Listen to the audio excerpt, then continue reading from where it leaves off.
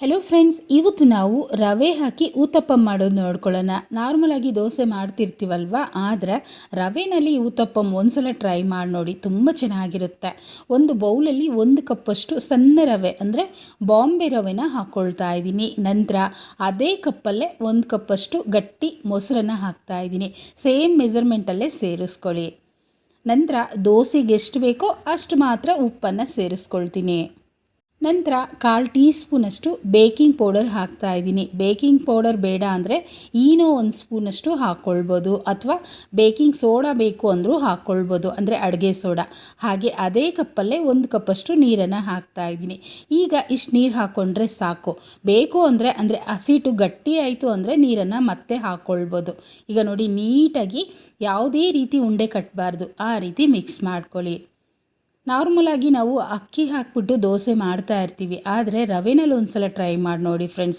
ಸಾಫ್ಟಾಗಿ ಟೇಸ್ಟಿಯಾಗಿ ತುಂಬ ಚೆನ್ನಾಗಿರುತ್ತೆ.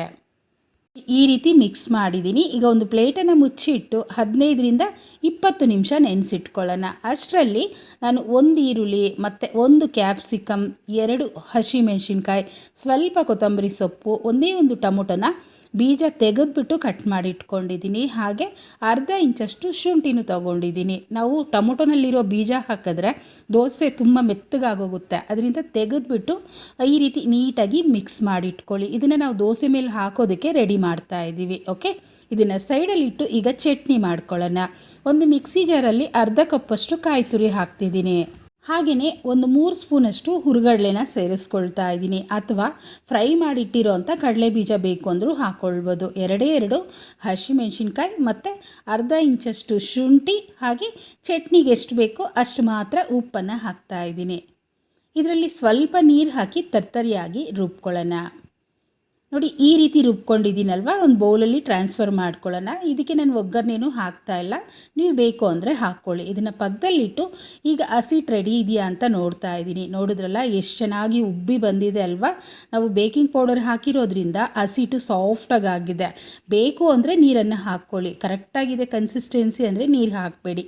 ನೋಡಿ, ನಾನು ಸ್ವಲ್ಪ ನೀರನ್ನು ಹಾಕಿ ಮತ್ತೊಂದು ಸಲ ನೀಟಾಗಿ ಮಿಕ್ಸ್ ಮಾಡ್ತಿದ್ದೀನಿ. ನೀವು ಒಂದೊಂದು ದೋಸೆ ಹಾಕೋವಾಗಲೂ ಈ ರೀತಿ ಮಿಕ್ಸ್ ಮಾಡಿ ಹಾಕ್ಕೊಳ್ಬೇಕು.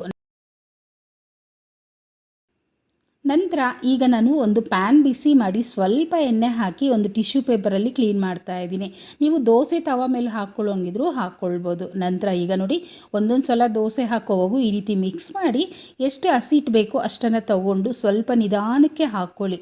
ಇದನ್ನು ಸ್ಪ್ರೆಡ್ ಮಾಡಬಾರ್ದು, ಆ ಶೇಪ್ ಮಾತ್ರ ಮಾಡಿಕೊಂಡ್ರೆ ಸಾಕು. ಅಂದರೆ ಈ ದೋಸೆ ಸ್ವಲ್ಪ ದಪ್ಪ ಇದ್ದರೆ ಚೆನ್ನಾಗಿರುತ್ತೆ. ಈಗ ನಾವು ಆಲ್ರೆಡಿ ಈರುಳ್ಳಿ ಎಲ್ಲ ಮಿಕ್ಸ್ ಮಾಡಿಟ್ಟಿದ್ವಲ್ಲ, ಆ ಸಲಾಡನ್ನು ಇದ್ರ ಮೇಲೆ ಎಷ್ಟು ಬೇಕೋ ಅಷ್ಟನ್ನು ಹಾಕ್ಕೊಳ್ಳೋಣ. ನೋಡಿ, ಈ ರೀತಿ ಕಲರ್ಫುಲ್ಲಾಗಿ ಮಾಡಿಕೊಟ್ರೆ ಮಕ್ಕಳು ತುಂಬ ಇಷ್ಟಪಟ್ಟು ತಿಂತಾರೆ. ಆ ಕ್ಯಾಪ್ಸಿಕಮ್ಮು ಟೊಮೊಟೊ ಎಲ್ಲ ಕಲರ್ಫುಲ್ಲಾಗಿರುತ್ತಲ್ವ, ಅದರಿಂದ ಇದನ್ನು ಲೈಟಾಗಿ ಪ್ರೆಸ್ ಮಾಡಿ ಇದ್ರ ಮೇಲೆ ಎಣ್ಣೆ ಹಾಕ್ಕೊಳ್ತಾ ಇದ್ದೀನಿ. ನೀವು ಬೇಕು ಅಂದರೆ ತುಪ್ಪ ಹಾಕ್ಕೊಳ್ಳೋಂಗಿದ್ರೆ ಹಾಕ್ಕೊಳ್ಳಿ, ಅಥವಾ ಬೆಣ್ಣೆ ಹಾಕ್ಕೊಂಡ್ರೂ ಸಹ ಚೆನ್ನಾಗಿರುತ್ತೆ. ಈ ರೀತಿ ಸೇರಿಸಿ ಒಂದು ಲಿಡ್ ಕ್ಲೋಸ್ ಮಾಡಿ ಮೀಡಿಯಮ್ ಫ್ಲೇಮಲ್ಲಿಟ್ಟು ನಿಧಾನಕ್ಕೆ ರೋಸ್ಟ್ ಮಾಡಬೇಕು. ನೀವು ನಾರ್ಮಲಾಗಿ ದೋಸೆ ಮಾಡೋ ಥರ ಅಲ್ಲ, ಇದು ನಿಧಾನಕ್ಕೆ ರೋಸ್ಟ್ ಮಾಡಿಕೊಂಡ್ರೆ ಒಳಗಡೆವರೆಗೂ ಚೆನ್ನಾಗಿ ಬೇಯುತ್ತೆ. ಇಲ್ಲ ಅಂದರೆ ಹಸಿ ಹಸಿ ಇರುತ್ತೆ. ನೋಡಿ, ಈ ಥರ ಆಗಿದೆ. ಈಗ ಟರ್ನ್ ಮಾಡ್ಕೊಳ್ತಿದ್ದೀನಿ. ಈ ಸೈಡೂ ಅಷ್ಟೇ ಮತ್ತೆ ಒಂದು 2 ನಿಮಿಷ ನಾವು ರೋಸ್ಟ್ ಮಾಡಿಕೊಂಡ್ರೆ ರುಚಿಯಾದಂಥ ದೋಸೆ ನಮಗೆ ರೆಡಿ ಆಗುತ್ತೆ. ನೋಡಿ, ಈ ರೀತಿ ಮೀಡಿಯಮ್ ಫ್ಲೇಮಲ್ಲೇ ರೋಸ್ಟ್ ಮಾಡ್ಕೊಳ್ಳಿ. ಬೇಕು ಅಂದರೆ ಈ ಜಾಗದಲ್ಲೂ ತುಪ್ಪ ಹಾಕ್ಕೊಳ್ಬೋದು. ನೋಡಿದ್ರಲ್ಲ, ಸಿಂಪಲಾಗಿ ನಮಗೆ ದೋಸೆ ರೆಡಿ ಆಯಿತು. ಇದೇ ಥರ ಎಲ್ಲ ದೋಸೆನೂ ನಾನು ಮಾಡಿಟ್ಕೊಳ್ತೀನಿ.